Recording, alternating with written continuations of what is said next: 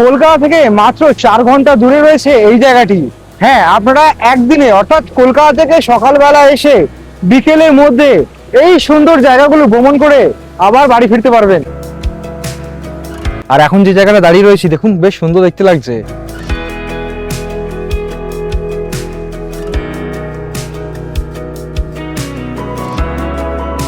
ঝাড়খণ্ডের মধ্যে এই ধানবাদে সবচেয়ে বেশি কয়লা উৎপাদন হয় এই জায়গা থেকে। যখন আপনারা ধানবাদ ট্যুর করছেন অবশ্যই এই জায়গাটি আসবেন, না এলে সত্যি এটি চরম সুন্দর জায়গা আপনারা মিস করবেন।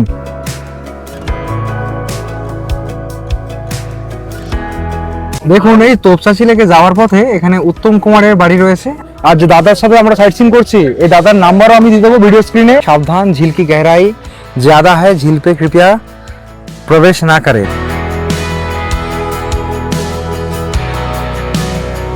ওফ, এই তোপচাঁচি লেকের সামনে দাঁড়িয়ে রয়েছি, এত সুন্দর লাগছে। যেখানে এলে আপনাদের মন চাইবে প্রচুর প্রচুর ফটো তুলি। ধানবাদ ট্যুরের শেষ সাইট সিনে আমরা এসেছি উঠছি ওয়াটারফলসে। জাস্ট দেখুন কিভাবে জল প্রবাহিত হচ্ছে, বিশাল বড় এক ঝর্ণা।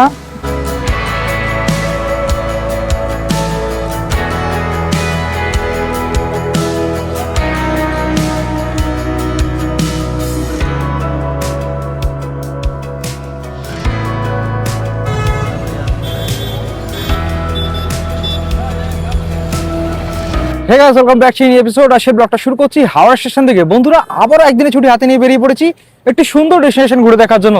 হ্যাঁ, আজকে আমি যাচ্ছি ধানবাদ ভ্রমণ করতে। ধানবাদ যেহেতু কলকাতা থেকে খুবই কাছে, হ্যাঁ মাত্র 4 ঘন্টা দূরত্বে রয়েছে ধানবাদ। যেখানে গেলে তোমরা দেখতে পাবে উঁচু উঁচু পাহাড়, সেখানে রয়েছে বিশাল বড় বড় সব জলপ্রপাত, তার সাথে ড্যাম এবং মন্দির। যেহেতু এত সুন্দর একটি জায়গা কলকাতা থেকে খুবই কাছে রয়েছে, তাই তোমরা একদিনে খুব ভালো মতো ভ্রমণ করে আসতে পারবে। তো আজকে জার্নিটা আমাদের শুরু হচ্ছে হাওড়া স্টেশন থেকে। হাওড়া স্টেশন থেকে আজকে আমরা 11টা 30-এ যোধপুর এক্সপ্রেস ধরে পৌঁছাবো ধানবাদ অব্দি। আর যোধপুর এক্সপ্রেসের ট্রেন নাম্বার হচ্ছে 12307। হ্যাঁ, এই ট্রেন ধরে আজকে আমরা পৌঁছাবো ধানবাদ অব্দি।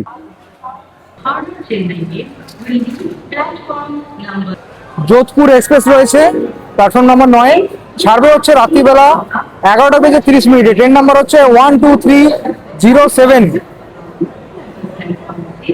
এই যে ট্রেন দাঁড়িয়ে রয়েছে। আর আজকে আমাদের কোচ রয়েছে S4। আজকে আমরা স্লিপারে জার্নি করছি। যেহেতু শেষের দিকে টিকিট সেরকম পাওয়া যায় না, আপনারা চাইলে আগে থেকে টিকিট কাটতে পারেন, এসি টিকিট পেয়ে যাবেন। আর কেউ যদি মনে করেন যে কম বাজেটের মধ্যে ট্যুর করবেন, সেই ক্ষেত্রে আপনারা সেকেন্ড সিটিং এ যেতে পারেন। সেকেন্ড সিটিং এ গেলে ভাড়া আরো কমে যায়, 110 টাকা করে মাত্র ভাড়া, একদম হাওড়া থেকে ধানবাদ অব্দি। এই হচ্ছে আনরিজার্ভ কম্পার্টমেন্ট, দেখতেই পাচ্ছ। জেনারেল কম্পার্টমেন্ট এরকম কিছুটা কন্ডিশন।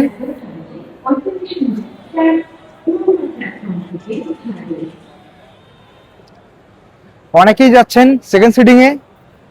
যারা ভাববেন যে একটু কম পয়সায় যাবেন, কম বাজেটে যাবেন, যেতে পারেন। যেহেতু 4 ঘন্টা জার্নি, একটু অ্যাডজাস্ট করে যেতে হবে। আর এই হচ্ছে এসি 2 টায়ার। এসি 2 টায়ারটা একবার আপনাদের দেখাই।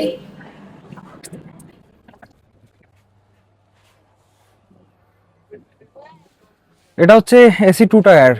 তাছাড়া এসি 3 টায়ারও রয়েছে, আপনারা চাইলে এসি 3 টায়ারেও যেতে পারেন।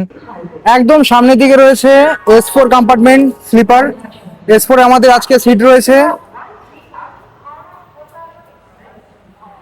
এই যে সিট নাম্বার হচ্ছে 75, আপার বার্থ আর সাইড আপার 75 আর 80। এই দুটো সিট রয়েছে আজকে আমাদের। আর যদি মনে করেন ধানবাদ যাবেন, আগে থেকে টিকিট কেটে রাখতে পারেন এসিতে, কারণ তৎকালে কাটতে গেলে অনেক ভাড়া পড়ে যাবে। যেহেতু 4 ঘন্টা একটা জার্নি, তৎকালে যেতে গেলে বেশ গায়ে লাগে। তো আগে থেকে যদি প্ল্যান করেন, সেই ক্ষেত্রে টিকিটটা কেটে নেওয়া ভালো। ঘড়ি কাটা বলছে এখন 11টা 32, আর ট্রেন তার একদম নির্ধারিত সময় অর্থাৎ 11টা 30 হাওড়া স্টেশনের ওল্ড কমপ্লেক্সে নর্মাল প্ল্যাটফর্ম থেকে ছেড়ে দিয়েছে। যেহেতু রাতের ট্রেন, অনেকে ট্রেনে উঠে খাওয়া দাওয়া করছেন এবং অনেকে আবার শুয়েও পড়েছেন। আর আমরা যেহেতু বাড়ি থেকে খাওয়া দাওয়া করে এসেছি, তাই খাওয়া দাওয়ার আর কিছু নেই। জাস্ট এখন ট্রেনটা রানিং হলেই শুয়ে পড়বো, আর ঘুম ভাঙলেই পৌঁছে যাবো আমরা ধানবাদ স্টেশনে।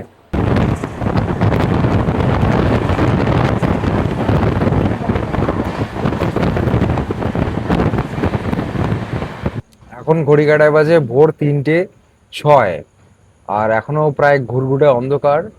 ট্রেন এখন ঢুকছে ধানবাদ স্টেশনে। যোধপুর এক্সপ্রেস এখন ঢুকে গেল ধানবাদ স্টেশনে। ধানবাদ স্টেশনটা কিন্তু বেশ বড় একটি স্টেশন।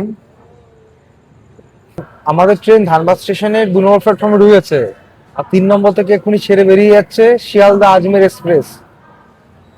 দেখো একটু আগেই দাঁড়িয়েছিল, এখন ছেড়ে দিয়েছে। এই যে আজমের বেরিয়ে যাচ্ছে, শিয়ালদা আজমের।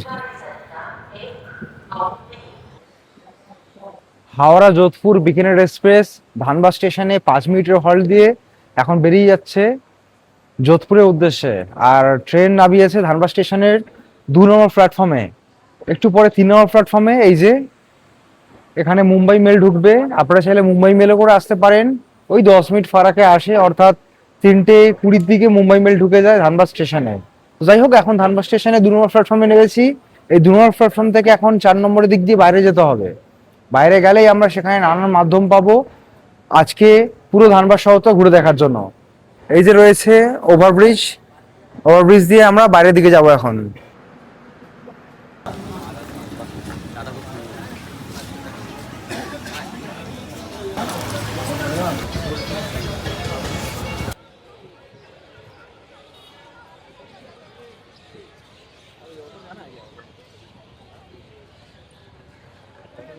চলে এলাম এখন ধানবাদ স্টেশনের বাইরে। আর ধানবাদ স্টেশন থেকে বাইরে বেরোলে আপনারা দেখতে পাবেন এখানে প্রচুর এরকম গাড়ি দাঁড়িয়ে থাকে। এটা বেসিক্যালি পার্কিং লট। এই পার্কিং লটে আপনারা এখানে ট্যুর করার জন্য এরকম 4 হুইলার, তাছাড়া অটো, সব ধরনের গাড়ি পেয়ে যাবেন।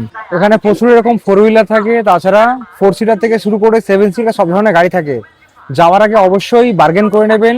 অনেকে 3,000 টাকা বলে, অনেকে 3,500 টাকা বলে। বেসিক্যালি এখানে যতগুলো সাইট সিন আছে সেই হিসেবে ভাড়াগুলো বলা হয়। তো আপনারা যতগুলো সাইট সিন করবেন সেই হিসাবে ভাড়া নিয়ে থাকবে। আর ওঠার আগে, অর্থাৎ গাড়িতে যখন উঠছেন, ওঠার আগে অবশ্যই ভাড়া নিয়ে ডিসকাস করে নেবেন, এবং ঠিক ক টাকা ভাড়া নেবে সেটা আগে কথা বলে নেবেন, কারণ যাওয়ার পরে অনেক সময় সমস্যা হয়। এই যে আজকে আমরা এই সুইফট ডিজায়ারটা বুক করেছি। এই গাড়ি করে আমরা প্রত্যেকটা এখানে সাইট সিন, যতগুলো সাইট সিন রয়েছে প্রত্যেকটা সাইট সিন করবো। আর সাইট সিন করার জন্য কেমন কি খরচা হচ্ছে সেটা ভিডিও শেষে বলে দেবো। আর যে দাদার সাথে আমরা সাইট সিন করছি, এই দাদার নাম্বারও আমি দিয়ে দেবো ভিডিও স্ক্রিনে। আপনারা যখন আসবেন তখন কিন্তু অবশ্যই কল করে আসতে পারেন, তাহলে আপনাদের এই সাইট সিন করতে অনেকটাই সুবিধা হবে।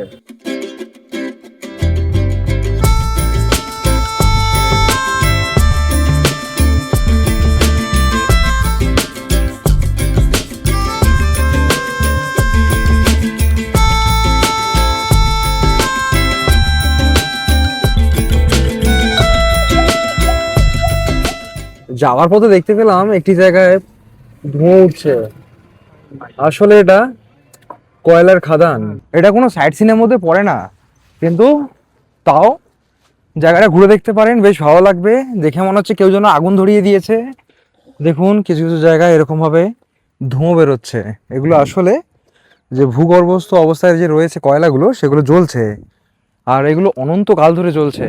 আর দেখতেই পাচ্ছ চারিদিকে ধোঁয়া উঠছে, কারণ এই যে সারফেসটা বেশ গরম। আর আমি জুতো পরে রয়েছি, তাও নিচ থেকে এখনো গরম ভাবটা ফিল হচ্ছে। বেসিক্যালি আমরা কয়লা খাদান হিসেবে রানীগঞ্জকে জেনে থাকি, যে হ্যাঁ রানীগঞ্জ থেকে প্রচুর পরিমাণ কয়লা সরবরাহ হয়, কিন্তু ঠিকভাবে দেখতে গেলে ঝাড়খণ্ডে সবচেয়ে বেশি, ঝাড়খণ্ডের মধ্যে এই ধানবাদে সবচেয়ে বেশি কয়লা উৎপাদন হয় এই জায়গা থেকে। তাই ঝাড়খণ্ডের এই ধানবাদকে কোল্ড ক্যাপিটাল অফ ইন্ডিয়াও বলা হয়, কারণ এখান থেকে প্রচুর পরিমাণ কয়লা সরবরাহ হয়। আর এখন যে জায়গাটা দাঁড়িয়ে রয়েছি দেখুন, বেশ সুন্দর দেখতে লাগছে। এটা কিন্তু কোনো সাইট সিন নয়, কিন্তু যাওয়ার পথে আপনারা চাইলেও এই জায়গাটা ঘুরে দেখতে পারেন, বেশ ভালো লাগবে। কিন্তু সাবধান, এখানে বেশি ভেতরে যাওয়া যাবে না, কারণ যখন তখন এখানে মাটি ধসে যায়, আর মাটির নিচে রয়েছে আগুন, যে কারণে দেখতে পাবেন এখানে প্রচুর ধোঁয়া উঠছে। দেখুন মাটিটা কিভাবে গরম হয়ে ফাটল ধরেছে। তাই এই জায়গায় বেশি ঘোরাঘুরি করা কিংবা ভেতরে যাওয়া খুবই রিস্কি।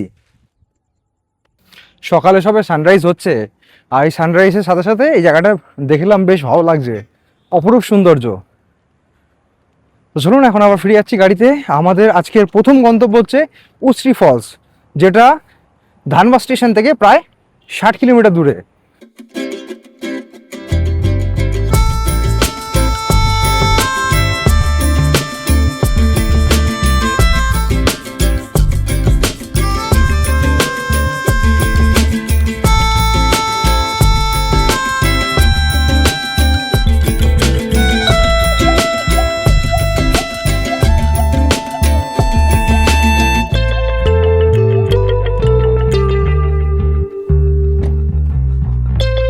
ফাইনালি বন্ধুরা আমরা এখন পৌঁছালাম ভাতিন্ডা ফলসে। আমরা উসি ফলসে যাবো ভেবেছিলাম, তো যাইনি, কারণ একটাই কারণ, এখানে দেখতে পাচ্ছি ওয়েদারটা সময়ের সাথে সাথে খারাপ হচ্ছে সকালবেলার দিকে।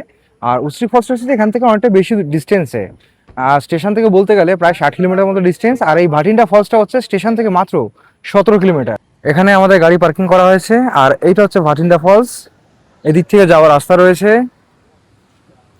আর সকালে ওয়েদারটা বেশ ভালো, কিন্তু মনে হয় বৃষ্টি আসতেও পারে বেলার দিকে। তা যে কারণে প্রথমে আমরা টুরিস্ট স্পট হিসেবে এটাকেই রেখেছি। আর অনেকে এটাতেই পছন্দ করেন, কারণ বেশ সুন্দর, কিন্তু দেখুন অসাধারণ সুন্দর। কেমন লাগছে? এই ভাতিন্ডা ফলস যতটাই সুন্দর ততটাই ভয়ানক। এখানে এসে শুনলাম রিসেন্টলি এখানে একটা দুর্ঘটনা ঘটেছে। হ্যাঁ, 1 মাস আগেই একজন এই ভাতিন্ডা ফলসেই স্লিপ খেয়ে পড়ে গিয়ে জলে ভেসে যায় এবং মারাও যায়। তাই এখানে যখন আপনারা আসবেন অবশ্যই সাবধানে চলাফেরা করবেন, আর জলের কাছে যাওয়ার চেষ্টা করবেন না। আমরা যখন এখন এলাম আমাদেরও কিন্তু অনেকেই সতর্ক করেছেন যাতে আমরা জলের কাছে না যাই।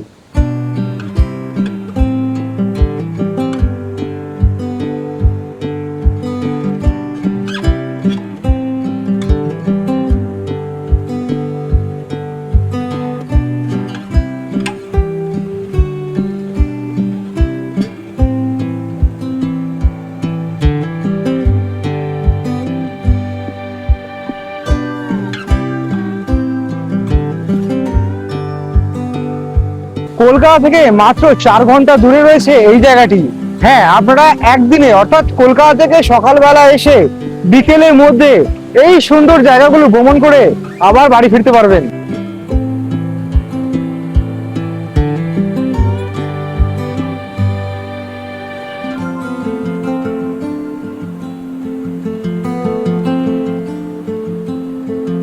এই ভাটিন্ডা ফলসের জলটা দেখছো প্রবাহিত হয়ে কত খরস্রোতা ভাবে আসছে আর এসে চলে যাচ্ছে এইদিকে।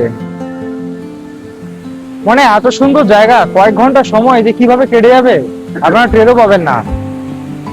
মনে হয় যে ঘন্টার পর ঘন্টা এখানে দাঁড়িয়ে এই জলপ্রপাত দেখতে থাকি। বেশ সুন্দর, বেশ সুন্দর। মানে ভাবতেই বেশ অবাক লাগে, কলকাতা থেকে মাত্র 4 ঘন্টা দূরে রয়েছে এরকম সুন্দর জলপ্রপাত।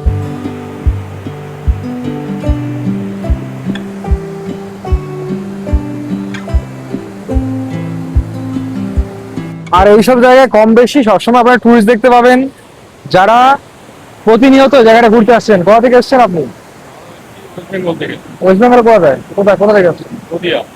নদিয়া ডিস্ট্রিক্ট থেকে আসছেন। কতজন আসছেন আপনারা? 7 জন গ্রুপে। আচ্ছা, কেমন লাগছে জায়গাটা? যথেষ্ট ভালো। মনে হচ্ছে না যে এখানে কিছুক্ষণ থাকি, কয়েক ঘন্টা সময় কাটাই এখানে? মনে হচ্ছে অন্য মোটামুটি এখানেই থাকি, মনে হচ্ছে এরকম ব্যাপার, এখানে সময় কাটাই, এত সুন্দর পরিবেশ। মানে সবারই পছন্দ হবে। আপনারা যদি আসেন আপনারা জাস্ট এই জায়গাটার প্রেমে পড়ে যাবেন। আর এত সুন্দর একটি ওয়াটারফলস, এখানে যদি আপনারা কিছুক্ষণ সময় কাটান কি করে যে 2-4 ঘন্টা কেটে যাবে আপনারা টেরও পাবেন না।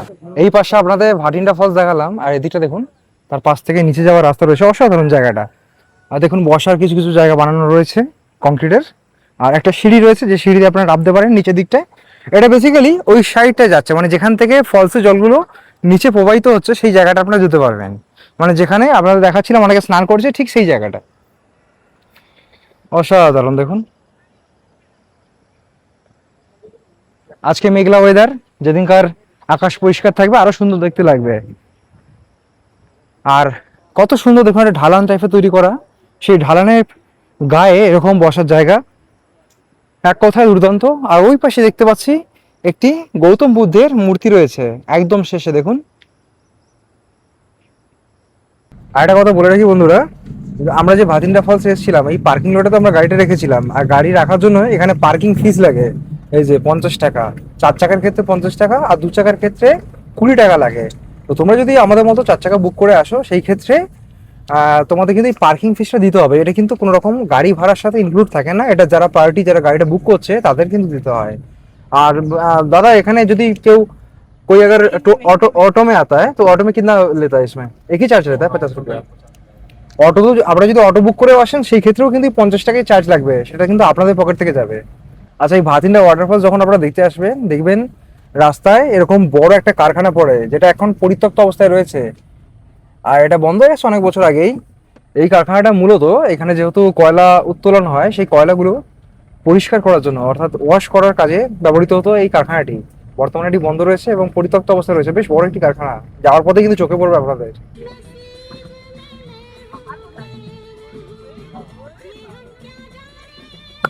যাওয়ার পথে রাস্তায় হনুমান দেখতে পেলাম।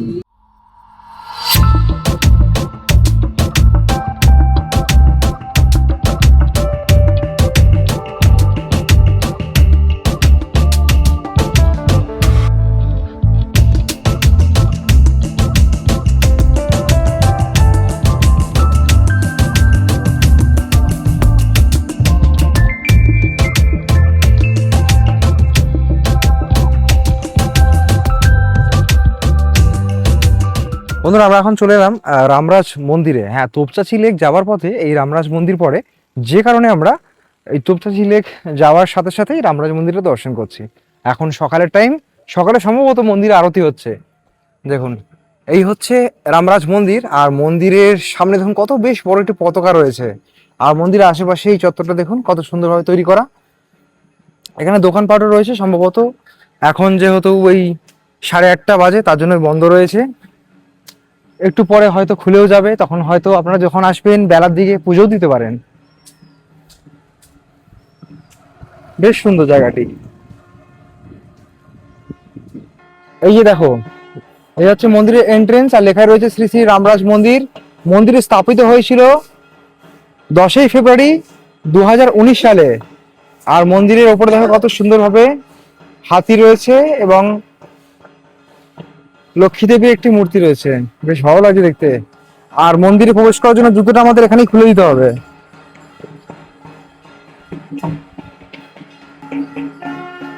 জুতো খুলে মন্দিরের ভেতরে প্রবেশ করার জন্য এখানে জল রয়েছে। মানে যখন আপনারা মন্দিরে প্রবেশ করবেন, জল দিয়ে পা ধুয়ে তারপর আপনাদের মন্দিরে প্রবেশ করতে হবে। দেখুন কত সুন্দর এখানকার মন্দিরটি।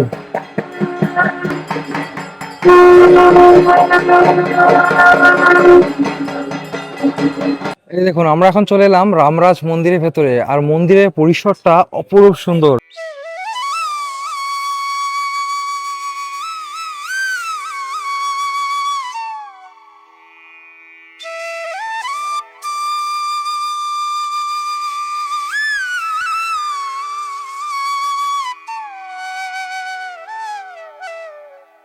এই রামরাজ মন্দিরের মূল যে মন্দিরটি রয়েছে, সেই মন্দিরে রাম এবং সীতার বিগ্রহ রয়েছে। তার ঠিক পাশে একটি মন্দির রয়েছে, যেখানে দেখতে পাচ্ছি আমরা রাধাকৃষ্ণের যুগল মূর্তি, অর্থাৎ ওনাদের বিগ্রহ রয়েছে। আর এই পাশটা দেখায়, এই পাশটাও কিন্তু খুব সুন্দরভাবে ছোট ছোট অনেকগুলো মন্দির তৈরি করা। আপনারা একই সাথে দর্শন করতে পারবেন। চলুন আপনাদের একবার দর্শন করাই ভগবানের। এত সুন্দর এই মন্দির চত্বর, মন্দির পরিষদ, আপনাদের বেশ ভালো লাগবে। এই যেখানে শিবলিঙ্গ রয়েছে, দেখুন অনেকে সেখানে শিবলিঙ্গে পুজো করছেন, নিত্য পুজো করেন। অসাধারণ সুন্দর। হর হর মহাদেব। আর এখানে নন্দী মূর্তিও রয়েছে, বেশ সুন্দর। আর এই পাশে দেখাই, এখানে শিব এবং পার্বতীর খুব সুন্দর একটি শ্বেত মার্বেলের মূর্তি রয়েছে। দেখুন কত সুন্দর, দুর্দান্ত লাগছে।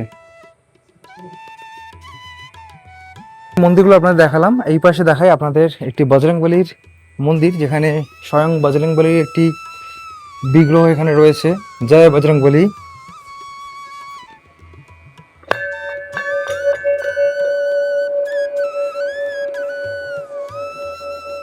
বাহ, বেশ সুন্দর। জয় বজরংবলী। আর এর ঠিক পাশে রয়েছে বজরংবলীর আরেকটি ছোট মন্দির, যেখানে অনেকে এসে মনস্কামনা জানান। দেখুন কত সুন্দর জায়গাটি, অসাধারণ। আর এখানেও বজরংবলীর একটি ছোট্ট খুব সুন্দর বিগ্রহ রয়েছে, অসাধারণ লাগছে। আর এই পাশে বজরংবলী মন্দির দর্শন হলে আপনারা এখানে তার একই সাথে সিদ্ধিবিনায়ক দাতার একটি মন্দির রয়েছে, সেটাও দর্শন করতে পারেন। এখানে গণেশ মূর্তি রয়েছে। জয় শ্রী গণেশা। যখন আপনারা ধানবাদ ট্যুর করছেন, অবশ্যই এই জায়গাটি আসবেন। না এলে সত্যি এটি চরম সুন্দর জায়গা, আপনারা মিস করবেন। এই যে আমি এদিক থেকে এলাম, এদিক থেকে মূল মন্দির থেকে একটি রাস্তা চলে গেছে সামনে একটি জলাধারের দিকে। দেখুন এই পাশে রয়েছে একটি জলাধারা, বেশ সুন্দর লাগছে দেখতে। রামরাজ মন্দির দর্শন করার পর এখন আমরা যাচ্ছি তোপচাঁচি লেকের দিকে। আর সত্যিকারের মন্দিরটা খুবই সুন্দর। যখন আপনারা ধানবাদ ভ্রমণে আসছেন অবশ্যই এই জায়গাটি ভ্রমণের মধ্যে রাখবেন।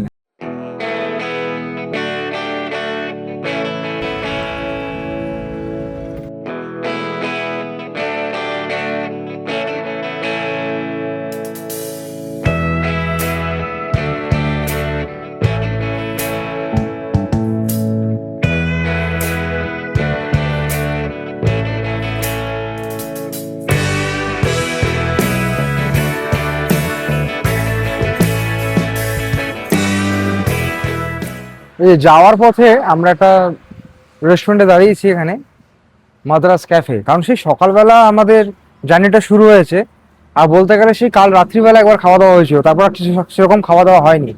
তো এখন সকালে টিফিনটা ভাবছি এখানেই করব, দেখি কি পাওয়া যায়। রেস্টুরেন্টে এখন বসে রয়েছি আর আমরা ইডলি অর্ডার দিয়েছি। এখানে ইডলি, বড়া, ধোসা, মশলা ধোসা, নানান রকম ভ্যারাইটিস রয়েছে। এখানে দেখো মেনু কার্ড দেওয়া রয়েছে। রেস্টুরেন্টটা ভালো, অনেক কিছু আইটেম পাওয়া যায়। আর এ খাচ্ছে ছোলে ভাটুরে, আর আমরা খাচ্ছি সকাল সকাল ইডলি, যেটা আমার মনে হয় বেশি হেলদি হবে। যাই হোক, সকালবেলা এখন ইডলি দিয়ে ব্রেকফাস্ট সারবো, দুপুরে খাবারটা অন্য কোথাও করা যাবে। ইডলি দিয়েছে, তার সাথে গরম গরম ইডলি, তার সাথে এখানে সাম্বার আর চাটনি রয়েছে। সকালে অনেকক্ষণ না খেয়েছিলাম।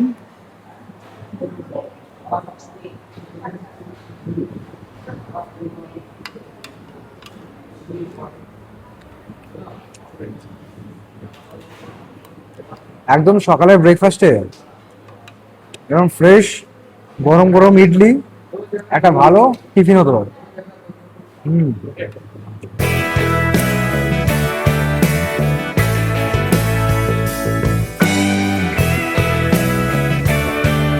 দেখুন, এই তোপচাঁচি লেকে যাওয়ার পথে এখানে উত্তম কুমারের বাড়ি রয়েছে। আসার সময় আমরা সেটা ডিটেলসে দেখবো। এখন আমরা যাচ্ছি তোপচাঁচি লেকের দিকে, আর এখনো মেঘলা আকাশ রয়েছে, বেশ ভালো লাগছে ঘুরতে। আপনারা চেষ্টা করবেন শীতের সময় আসার, কিংবা এরকম বর্ষার সময় এলে আপনারা বেশ এখানকার যে ভিউ বা এখানকার যে সৌন্দর্য সেটা বেশ ভালোভাবে উপভোগ করতে পারবেন। আর এই তোপচাঁচি লেকে যাওয়ার আগে এখানে এন্ট্রি ফি দিতে হয়। चाबी यहाँ रहता है। नहीं वो यहाँ रख के जाता है, এই যে माना खाने के लिए जब जाता है ना। हाँ তোপচাঁচি লেকে ঢোকার জন্য এখানে এন্ট্রি ফি হিসেবে 100 টাকা করে টিকিট দিতে হয়। এটা হাতে দিয়ে, আর এটা কিন্তু পুরোপুরি এই আমরা দিচ্ছি, মানে এটা গাড়ি ভাড়ার সাথে কিন্তু ইনক্লুড নয়।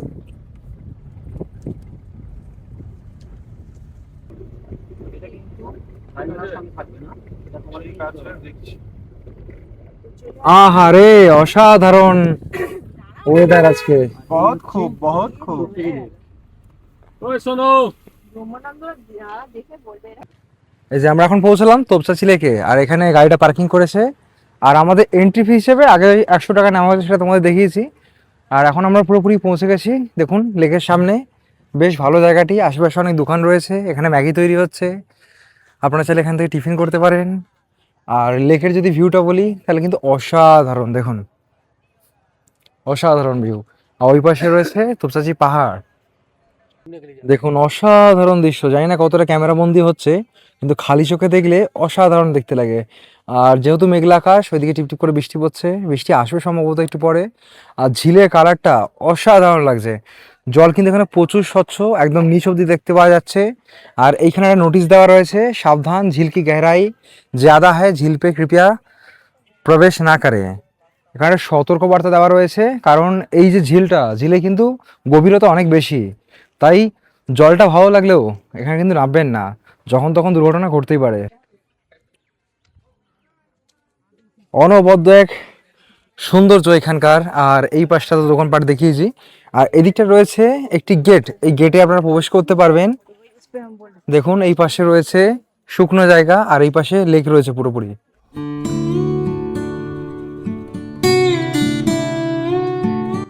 এই দেখুন এখানে তোপচাঁচি পাহাড় দেখতে পাওয়া যাচ্ছে, আর বেশ উঁচু পাহাড়, আর এই দিকটা হচ্ছে পুরোপুরি লেক। আর এই পাশে যদি আপনারা দেখাই, এটা হচ্ছে ড্যাম। দেখুন এই ড্যামের কয়েকটা গেট রয়েছে, মূলত এখানে 6টি গেট রয়েছে, যে গেটগুলো খুলে দিলে এই ড্যামের জল সরাসরি চলে যায় এই শহরের ভেতরে। অফ, এই তোপচাঁচি লেকের সামনে দাঁড়িয়ে রয়েছি, এত সুন্দর লাগছে। কারণ এই যে লেকের সাইডে দেখতে পাচ্ছ এত সুন্দর ফাঁকা একটি জায়গা রয়েছে যেখান থেকে অনবরত হাওয়া আসছে, যে হাওয়াটি লেকের জলকে স্পর্শ করে এসে আমাকে স্পর্শ করছে। আর হাওয়াটা বেশ ঠান্ডা, বেশ ভালো লাগছে এখানে দাঁড়াতে। আর এই তোপচাঁচি লেকের কথা যদি বলি তাহলে বলতে হয়, এই যে দেখতে পাচ্ছ তোমরা, এই যে তোপচাঁচি পাহাড় রয়েছে তার উপরে রয়েছে পরেশনাথ পাহাড়। যে পাহাড়ে বৃষ্টির সময় যে ঢালে জল থাকে সেই জলগুলো আটকানোর জন্য, অর্থাৎ এক জায়গায় রিজার্ভ করার জন্য এই তোপচাঁচি লেকটা তৈরি করা হয়েছিল 1915 সালে। আর এই যে পুরো যে লেকটা দেখছো, লেকের আয়তন হচ্ছে 214 একর। এটি এত সুন্দর একটি ফটোজেনিক জায়গা, যেখানে এলে আপনাদের মন চাইবে প্রচুর প্রচুর ফটো তুলি। আর আমিও কিছু ফটো তুলেছি, যদি ফটোগুলো দেখতে হয় অবশ্যই আমার ইনস্টাগ্রাম আইডিটা ফলো করতে পারেন, সেখানে ফটোগুলো দিয়ে দেবো। আর এই লেকে কিন্তু প্রচুর পরিমাণ মাছও রয়েছে, অনেকে দেখতে পাচ্ছি এখানে মাছও ধরছেন। দেখাই আপনাদের, দেখুন ওইখানে একজন ভদ্রলোক বসে রয়েছেন, মাছ ধরছেন। যেহেতু এই লেকের গভীরতা অনেক বেশি, আপনারা চেষ্টা করবেন না নাবার, যখন তখন দুর্ঘটনা ঘটতেই পারে। লেকটি সুন্দর, জলও পরিষ্কার, চাইলে ঘুরে দেখুন, যতটা সময় ইচ্ছা থাকুন, কিন্তু লেকে প্রবেশ করার বা স্নান করার চেষ্টা করবেন না। এখানে সারা বছরই কম বেশি টুরিস্ট এসে থাকেন, আর জায়গাটা বেশ সুন্দর, আপনারা এসে অনেক অনেক ফটো তুলতে পারেন। আর একটা জিনিস মিসিং দেখলাম, এই যে এত সুন্দর একটি লেক, যে লেকটা অনেকটা দূর অব্দি প্রশস্ত, তো এই লেকে যদি কোনো বোটিংয়ের ব্যবস্থা থাকতো বেশ ভালো হতো।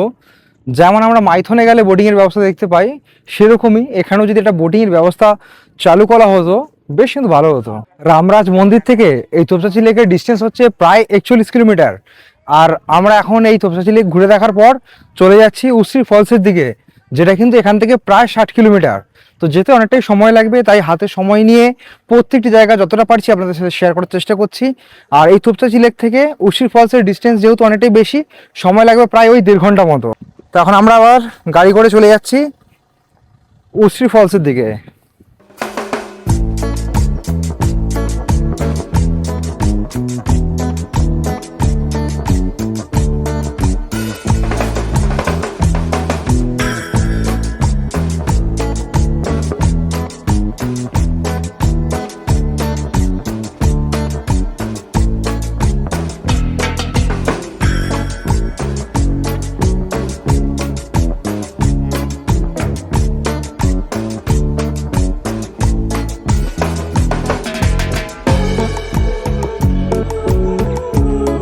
উশ্রী ফল যাওয়ার পথে এরকম কিছুটা অসাধারণ রাস্তা দিয়ে এখন আমরা যাচ্ছি। আর দেখুন চারিদিকে শুধু গাছ রয়েছে, সামনে পাহাড়, জঙ্গলের মধ্যে দিয়ে গাড়ি ছুটে চলেছে।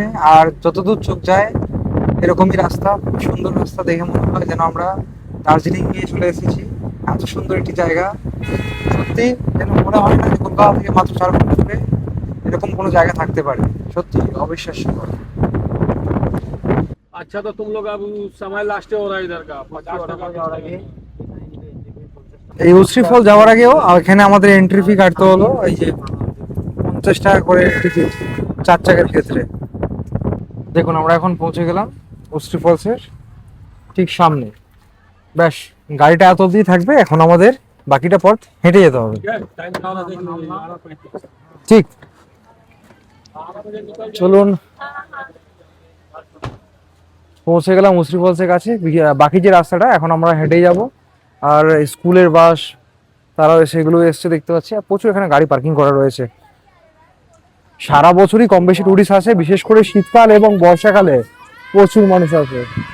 এই পার্কিং লট থেকে এই দিকটা চলে গেলে সামনেই রয়েছে উশ্রী ওয়াটারফলস। আর এখানে দেখতে পাচ্ছি প্রচুর এরকম টুরিস্ট গাড়ি দাঁড়িয়ে রয়েছে, কিছু কিছু এরকম জায়গা রয়েছে বসার জায়গা, অনেকে এখানে রান্না বান্না করে খাচ্ছেন। যেহেতু বাস আসে তাই এখানে পিকনিকও করে অনেকে, অর্থাৎ এখানে রান্না বান্না করেন। কিছু ট্রাভেলার বাইকও আছে যারা এখানে এসছেন। এখানে কনস্ট্রাকশনের কাজ হচ্ছে, যে কারণে জায়গাটা এরকম, নাহলে কিন্তু অসাধারণ সুন্দর। চলুন আপনাদের এক ঝলক দেখাই এই উশ্রী ওয়াটারফলস। জাস্ট দেখুন কিভাবে জল প্রবাহিত হচ্ছে, বিশাল বড় এক ঝর্ণা এই উশ্রী ওয়াটারফলস। আর সৌন্দর্য সেটা আলাদা করে প্রকাশ করতে হয় না, হয়তো আপনারা বুঝতেই পারছেন। অপরূপ সুন্দর এই ওয়াটারফলস।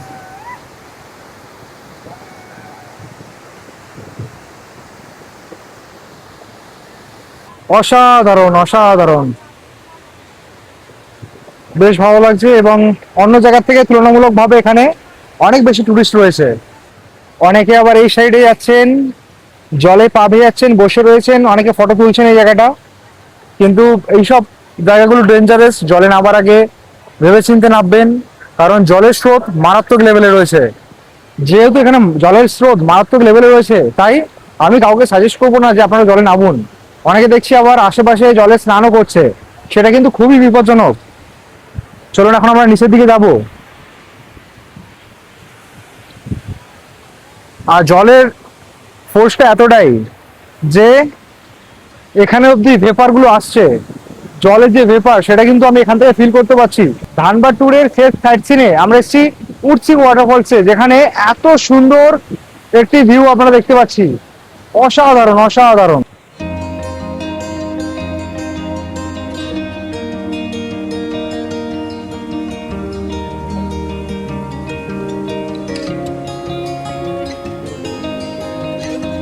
অনেকে এখানে বসে ফটো তুলছেন, খুব সুন্দর যেহেতু একটি জায়গা, খুবই ফটোজেনিক জায়গা, আপনারা এখানে এসে ফটো নিতে পারবেন, কিন্তু জলে নামার চেষ্টা করবেন না। এখানকার জলস্রোত এতটাই বেশি, মানে খুবই ভয়ানক। দেখুন জাস্ট একবার কত জোরে জল প্রবাহিত হচ্ছে, গ্যালন গ্যালন জল কয়েক সেকেন্ডের মধ্যে প্রবাহিত হচ্ছে এখান থেকে।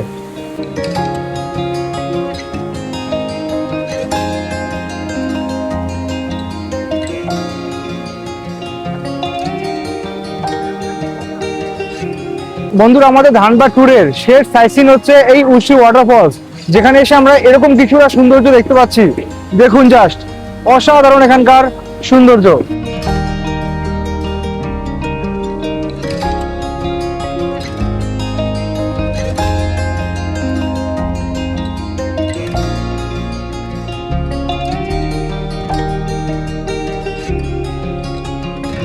আর এই উশি ওয়াটারফলসে অনেকগুলো পটহোলস রয়েছে, যেগুলো এখন দেখতে পাওয়া যাচ্ছে না, ঠিক বোঝা যাচ্ছে না, দেখতে পাওয়া যাচ্ছে না, ঠিক বোঝা যাচ্ছে না।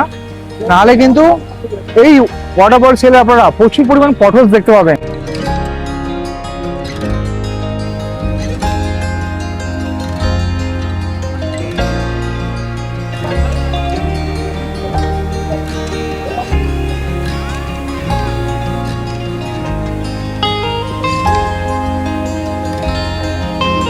বাচ্চাদের জন্য যারা আপনার সাথে আসছে, তারা এখানে দোলনা দোল খেতে পারবে। তাছাড়া ছোট ছোট স্লিপও রয়েছে দেখতে পাচ্ছি। বেশ সুন্দর জায়গাটা। আর জায়গাটা নতুন ভাবে রিনোভেট করা হচ্ছে, কিছু নতুন তৈরি করা হচ্ছে টুরিস্টদের জন্য, যেটা দেখে ভালো লাগলো। হয়তো আরো 1 বছর পরে এলে আরো কিছু উন্নতি দেখতে পাবেন, আরো সুন্দর হয়ে যাবে এই টুরিস্ট স্পটটি। এই উশ্রী ওয়াটারফলস দেখার পর এখন আমরা চলে এলাম আবার গাড়িতে, কারণ আমাদের তাড়াতাড়ি আবার ফিরতেও হবে, কারণ বিকেলের ট্রেন ধরে বাড়িও ফিরতে হবে। যেহেতু এটা একদিনের ট্রিপ, সকাল সকাল এসে সন্ধ্যেবেলার মধ্যে বাড়ি ফিরে যাওয়ার প্ল্যান রয়েছে, তাই আমাদের ট্রেনের টিকিটও কাটা রয়েছে। তাই এখান থেকে যেহেতু যেতে 1 ঘন্টা মতো কিংবা 1.5 ঘন্টা মতো সময় লাগবে, তাই এখনই আমরা বেরিয়ে যাচ্ছি। হাতে সময় নিয়ে এলে বেশ অনেকগুলো পয়েন্ট ঘুরে দেখতে পারবেন, যেমন আমরা ঘুরে দেখলাম। আর যদি সকাল সকাল আসেন, সেই ক্ষেত্রে কিন্তু অনেকটাই সময় লাগবে আপনাদের সবকিছু পয়েন্টগুলো একসাথে ঘুরে দেখতে।